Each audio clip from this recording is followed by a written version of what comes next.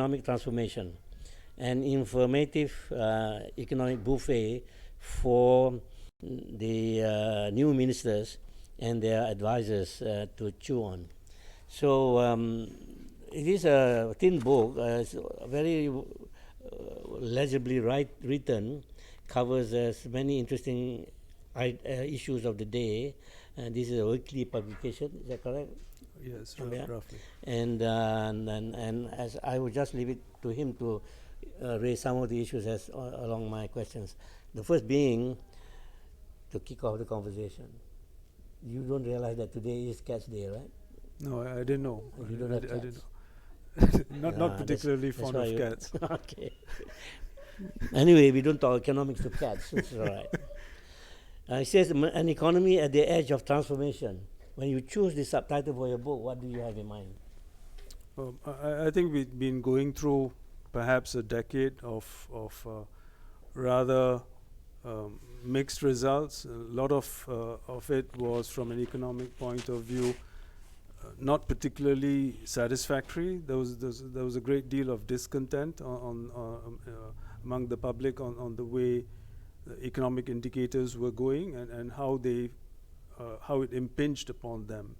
Okay. And I thought that with the new government, there was this brilliant opportunity to achieve some kind of transformation or to work towards some kind of transformation. So for me, it's as if you could visualize it as a person, an individual being at the edge of a cliff. And there is this possibility of leaping into the future or sinking. Crawl along the edge. Crawl along the edge, Yeah. that'd be bad. We're still sinking into oblivion. Okay. And so being at the edge metaphorically would stand for, would mean being at this very prized juncture. Yeah. One of the issues critical at that point, in fact, leading up to the GE14 election, was the issue of rising cost of living. And the GST under the PH manifesto was one of their main pillars. And that was the first they did in the first 100 days. Obviously, this is a popular decision or a popular campaign point. Do you think this was a good decision? I mean, a good thing to do, have abolish the GST? I'm not very sure about the GST. You are not clear on it? I'm not. But basically, it was supposed to replace the SST. It was. Which was earlier. It was. And of course, 166 countries had adopted the GST. Which doesn't necessarily mean that the GST was the best way to go system, the forward. best way to go forward. Okay. But it definitely is comprehensive. It covers a wide range of the population. It is a good way of checking on the trail of money. It's a good way of including migrant workers into the tax basket. So it has a lot of advantages. Yeah. I would have wished for the government perhaps to have had a closer look at the GST, probably tweak it. And I think the decision to get it out of the way and replace it with the SST. But it was a popular decision. Yes. Because then it sort of brought down the last government. I think the present government felt bound by that declaration. It was part of the manifesto, so they felt bound by it. And perhaps they could have re-looked at it, examined it, seen how they could have tweaked it rather than hurriedly replace it with the SST. Yeah, I think that's correct, because basically the notion that you have an indirect tax that is much broader based would enable you to maintain, so long as you maintain neutrality on the part, there is some neutrality with respect to. So I think the big problem the government consequently faces is this shortfall, this gap, and how they're going to fill that gap. One good thing that's probably happened for the government is that the prices of oil haven't been too weak, and that to some extent helps it. Yeah. But going forward next year, how they're going to handle it might be a little bit more of a problem. Yeah, they start off almost like a 20 billion hole to make up through through a revised SST. Okay, of your nearly 30 articles in this published in this third volume of your columns, what would be the topic that caught your eye most in terms of the issues of the day? I think one of the areas that I have a little bit more of a preference for is on trade issues and their impact on geoeconomic questions. That means that the China-US trade war is definitely. of particular relevance. Definitely. What is your take on that? I think there are a couple of dimensions to it. It's interesting that you raised it. I think one of the notable issues is the fact that the Prime Minister has done sort of a turnaround on it. Part of his on his campaign trail, he seemed very strongly to question Chinese investment and the rest of it. Yeah. And he seems to have relaxed on that position considerably. Was that a tactic that is to just sort of almost zeroize the new government and then take off on maybe their own tack? But you say that they have come around to, in fact, more rapprochement with China. And this is what is your opinion? A good thing? Especially in relation to the Belt and Road Initiative that the Chinese is promoting.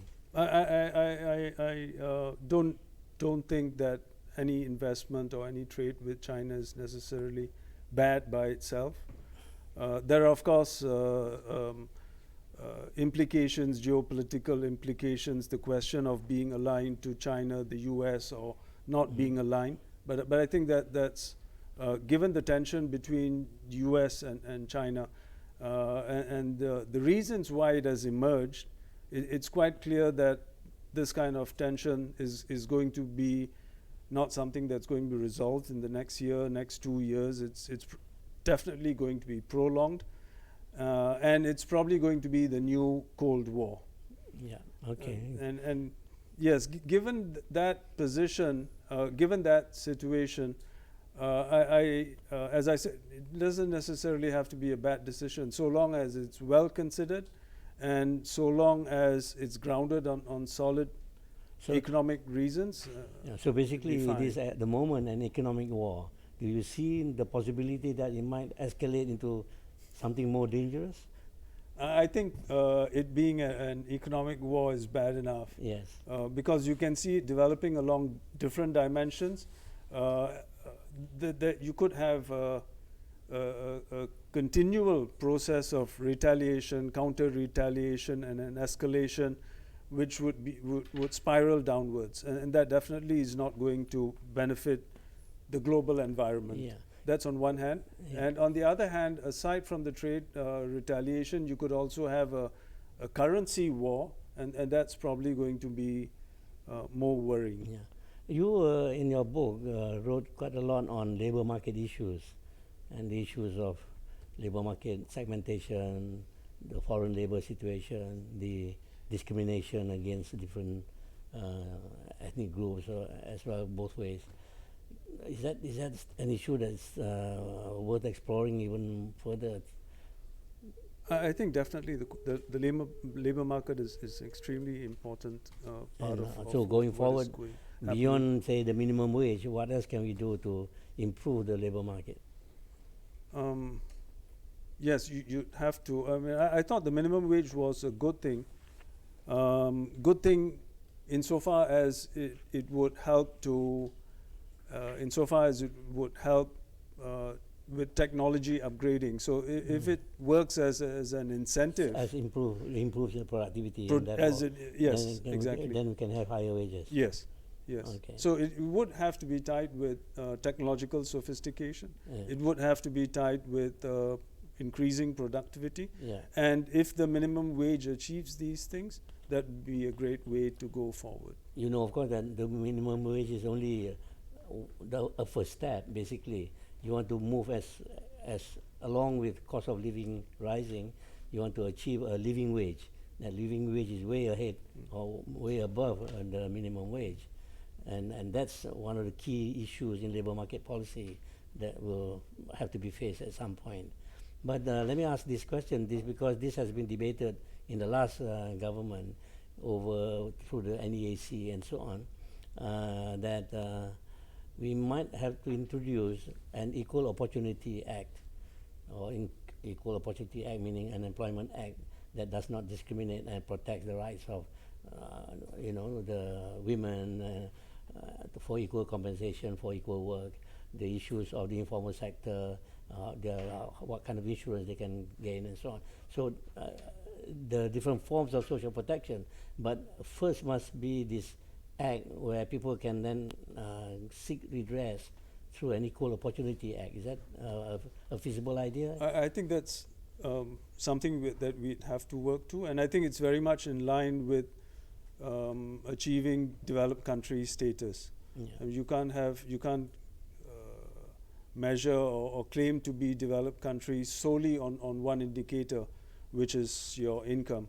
And I think it have to cover all these things: equal participation in the labor market, non-discrimination of women, not having children in the labor market, and the rest of it. Okay. So I see it as I mean, the minimum wage is, as you pointed out, perhaps the first step, but it would have to work towards a more inclusive labor market. We have a research project on high wage economy to see how technological deepening and the participation of small and medium scale enterprises and adoption of new technology and innovations, including the big boys, will improve productivity and allow us to catch up.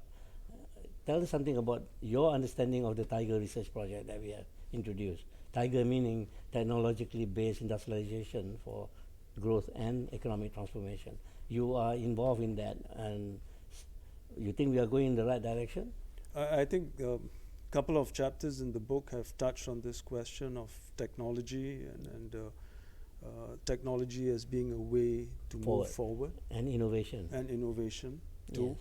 Yes. But you think, well, obviously we are at the brink or at the edge, meaning that we have done not enough. We need to do more of that. And we are talking here in MIER about the 7 leapfrog technologies to achieve developed status and catch up with the rest of the developed world. So maybe Tan Sri, before I answer your question, you might like to elaborate a little bit on the 7 projects that you've just mentioned. Oh, yeah. So the 7 leapfrog projects are essentially technologies that we think, and we are doing the studies and doing the impact research on how it will affect the Malaysian economy. And this is the transformation projects that we have entitled as the Crouching Tiger strategy.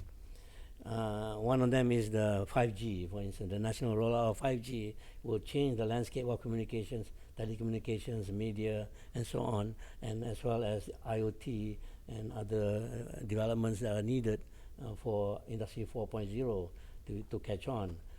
Many foreign investors, or few foreign investors, have used this, besides skills, have used this as their reason for not able to invest in Malaysia or build their factories in Malaysia, because the communications is not yet up to standard in terms of speed or coverage or whatever, and 5G has got that potential. That's one example.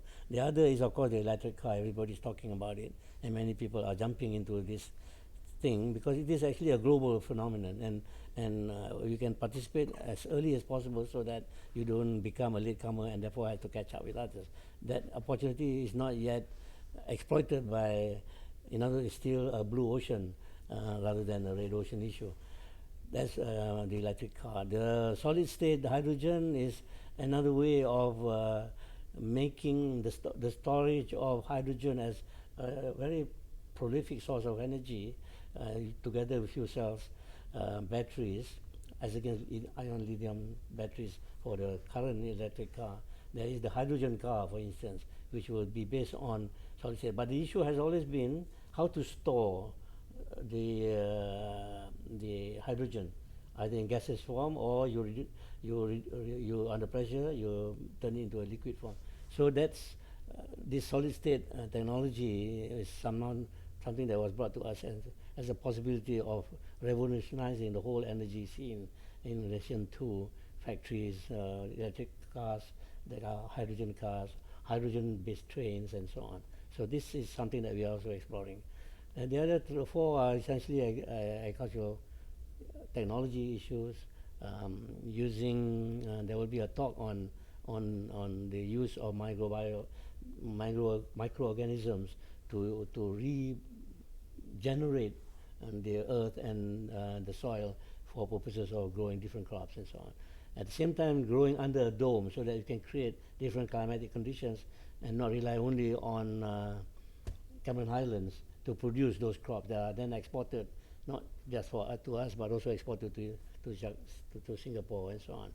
Now we can produce those under a dome, agro-dome, with robotics and other big data issues or ways of farm management and crop selections and crop fertilization and so on, so that we can bring more, reduce the import of food, grain and so on, and therefore increase our food security. So that's a fourth.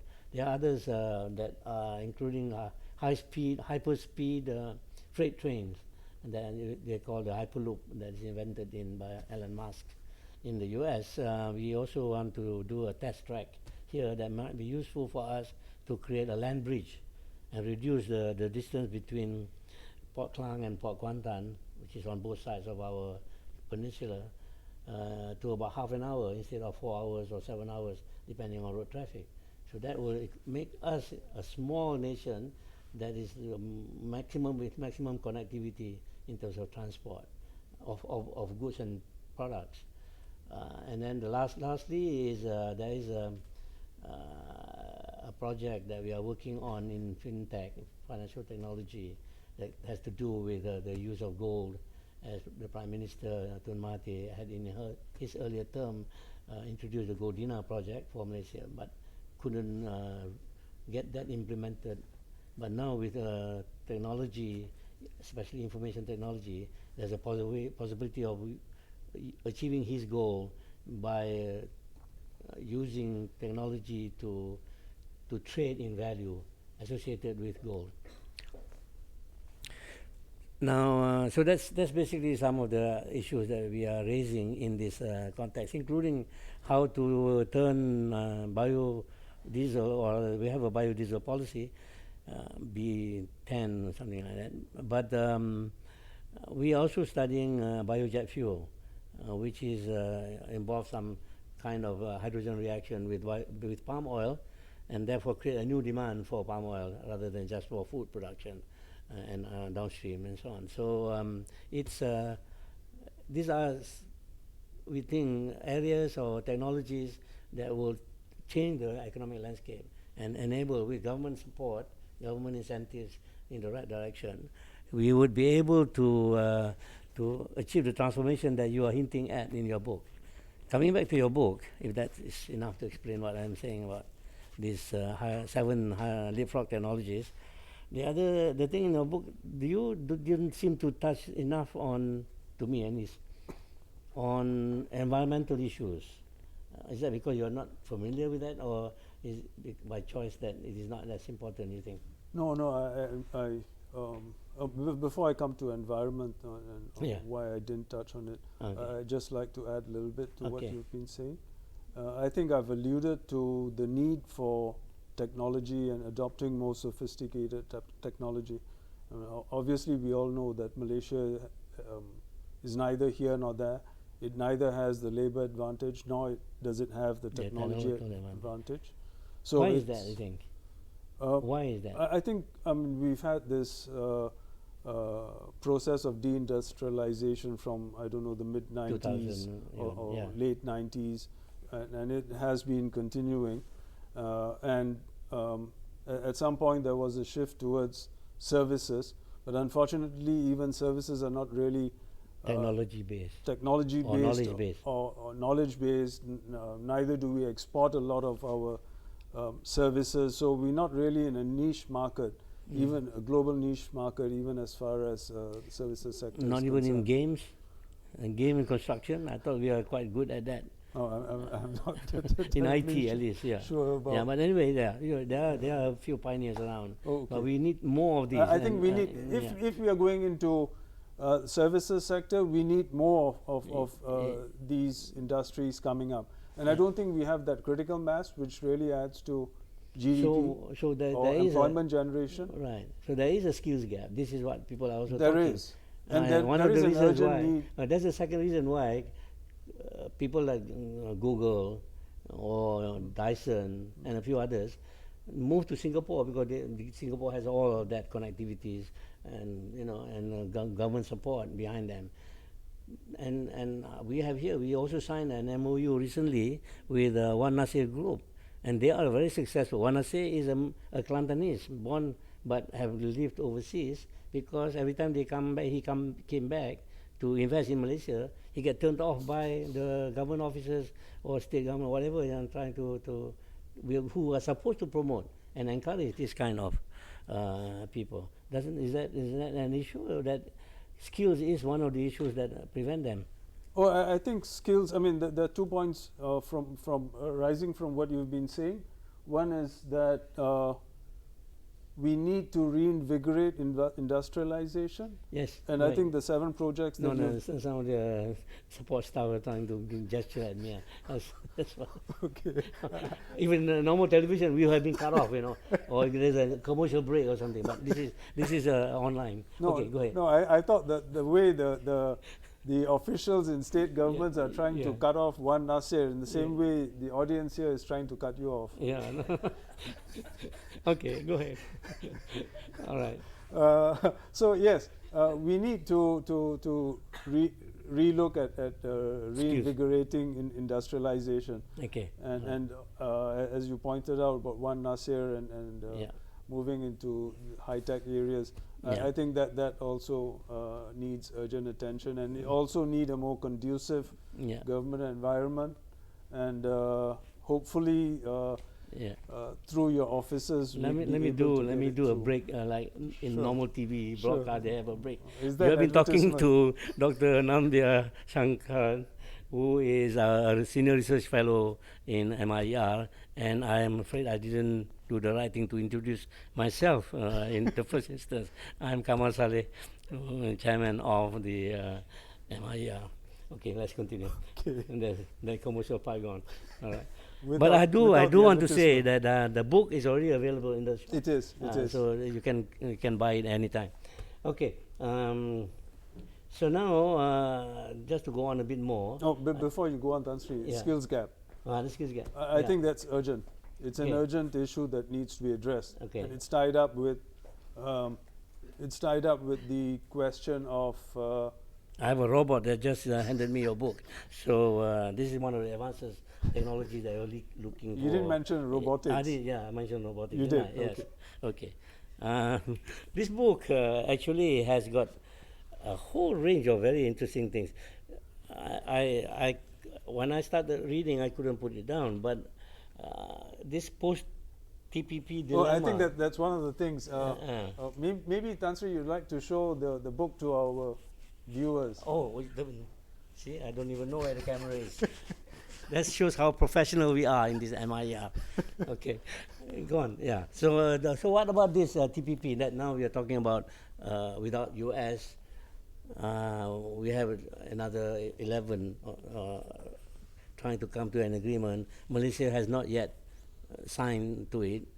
At the same time, there is RCEP, the regional, what do you call?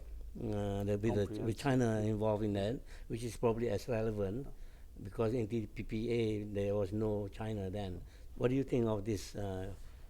Which direction should we go, or we should emphasize TPP or ATP? What is it called? The new acronym is CPTPP. CPTPP, yeah, minus the US, and then also about RCEP.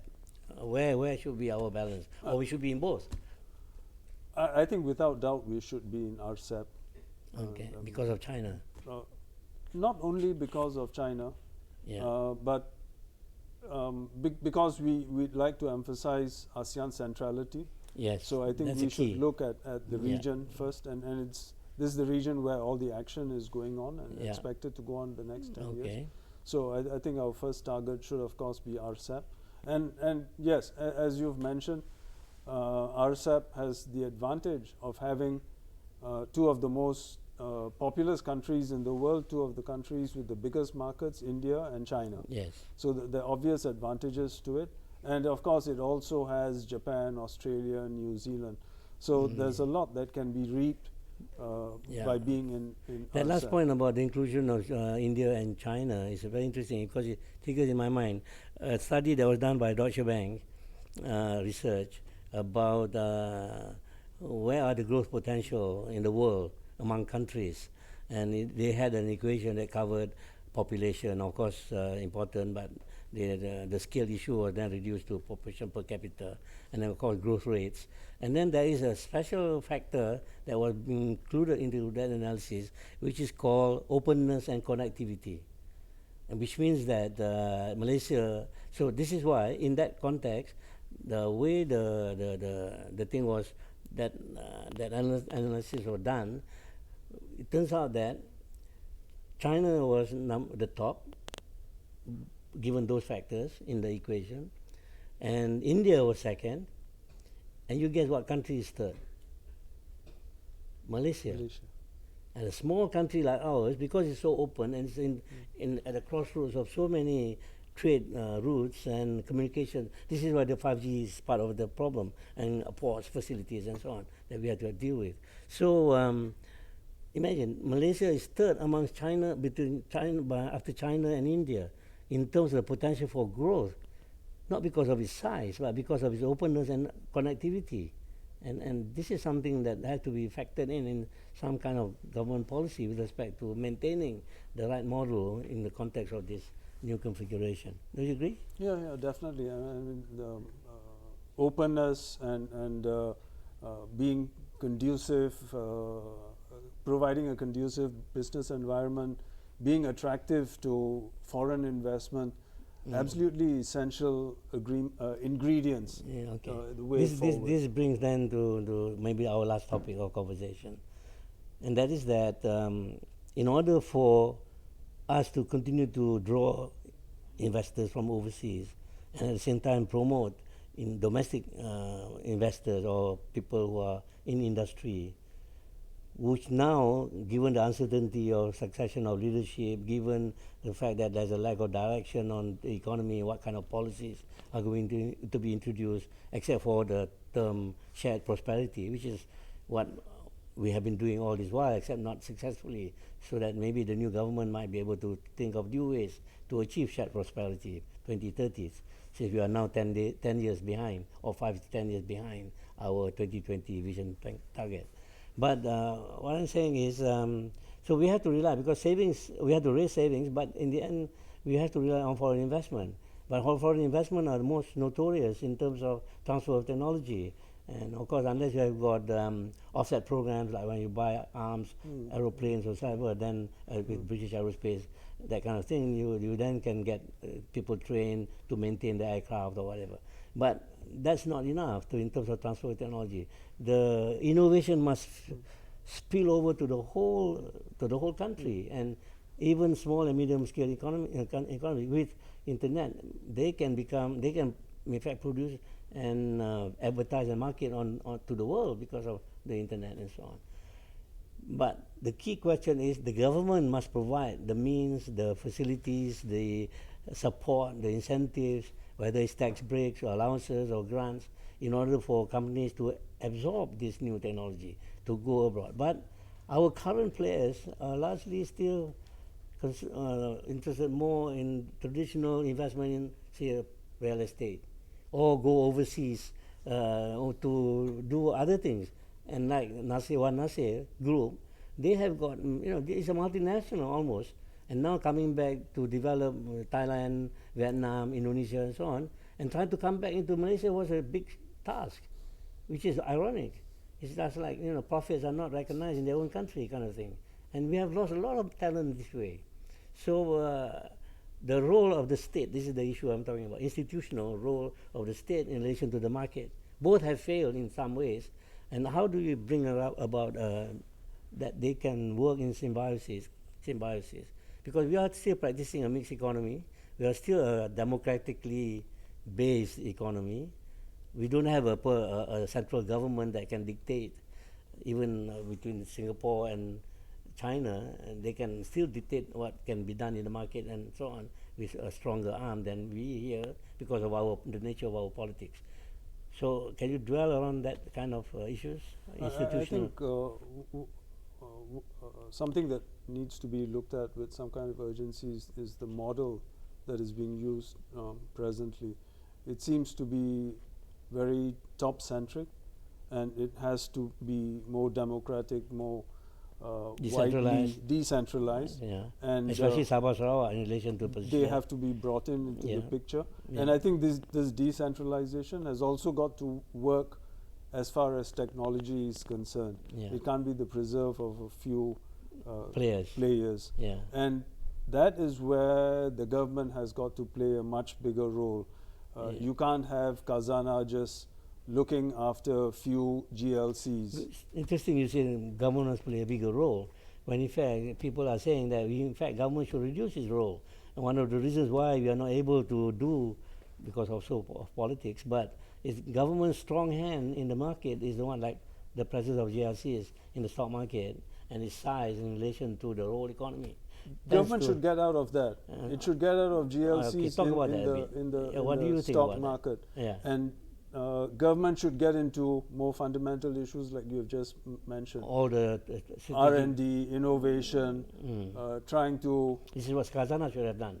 That precisely, rather than buying over hospitals and do something which the private sector could very well have done. Yeah. So it should have been looking at projects with long gestation periods, research and development, innovation, disseminating it, getting it at the level of SMEs, etc. And I think that's where the government should be playing a more especially active in infrastructure. Role. Absolutely. You have to have such long gestation to recover. That there must be more creative ways of funding or financing this kind of infrastructure projects. And of course, the market can respond to it. But ROI is certainly not not something that is in the mind of what you call decision makers in the public sector. That's where the model and the thinking needs a rechange, needs to be re-looked at. Okay, and there are also political issues. I mean, you all got to overcome some of this comfort zone. People must get out of their comfort zone and try things. And when they fail, that doesn't mean that they have failed. I mean, they are not successful. From the failure, they learn and therefore become better to get up and so on. Okay, is there anything else you want to raise? You can now become the interviewer. From your book, I know that you cover so much and there's so many things you can talk some more, but I think we have to bring the session to a close. Is there anything that you want to say? Oh, I think... Sell your book. Say something nice about your book. I mean, Tan Sri, at the time when you wrote the blurb, I didn't think that I'd be working for you. No, I also wasn't thinking at that time, because I only got asked to only in April to take over the chairmanship. Anyway, this that, and so why don't you just show to the camera your book, and then I know this is a very nice book. I enjoyed reading it. I didn't read all of it, but I do the part that I like. I mean, I saw the title. Titles are very important. That's why we call Couching Tiger as our strategy, because to catch people's eye and attention. Oh, anyway, Tan Sri, beyond nice titles, I've tried to provide equally stimulating content. I hope so. And from your conversation with me, show that you do have interesting content to deal with. Actually, we cannot see the book from afar. Oh, you see, the producer is saying. Okay, just I get to you. Yeah, this is the book. All right, enough? Okay. See, we don't have commercial break, so we can't show these things. But this is a commercial break. Yeah. Okay, well, she's showing you to the camera. I think I have to bring the session to a close. We have spent about 45 minutes on this conversation. I think that's about the length people can stay up, and especially tomorrow is another day before Wukuf.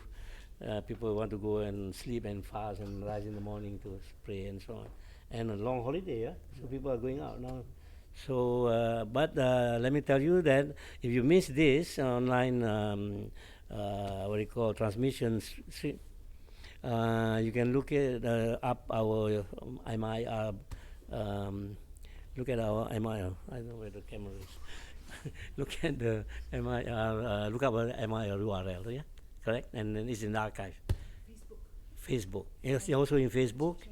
It's also in my Facebook, in the MIR Facebook, and a YouTube channel called MIR channel. So good night, and happy Cats Day.